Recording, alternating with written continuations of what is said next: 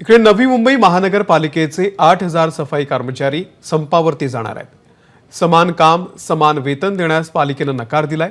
पालिकेच्या कंत्राटी कामगारांनी समान काम समान वेतनाची मागणी करत साखळी उपोषण केलंय. गेली महिनाभर साखळी उपोषण करूनही महानगरपालिका आयुक्त कैलास शिंदे यांनी दखल घेतलेली नाहीये. त्यामुळे येत्या 10 फेब्रुवारीपासून 8,000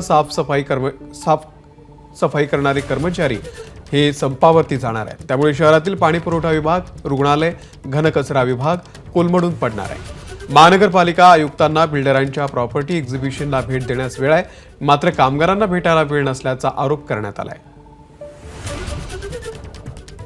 नवी मुंबई महानगरपालिकेतील 8,050 कर्मचाऱ्यांना समान काम समान वेतन धोरणानुसार पगार मिळावा यासाठी आमचे उपोषण सुरू आहे. यासाठीचा प्रस्ताव नवी मुंबई महानगरपालिकेने शासनाला पाठवला होता. शासनाने त्याला मंजुरी दिलेली आहे. त्यानंतर ही नवीन समिती मान्य आयुक्त नेमली होती. त्या समितीने असा निष्कर्ष काढला की जर समान काम समान वेतन दिलं तर पगार कमी होईल. आमचं असं म्हणणं आहे जर पगार कमी होणार असेल तोही पगार आम्हाला द्यावा.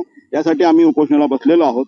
सन्मान्य आयुक्तांना प्रॉपर्टी एक्झिबिशनला जायला वेळ आहे. सन्मान्य आयुक्तांना कोल्डप्लेचे कार्यक्रम अरेंज करायला वेळ आहे.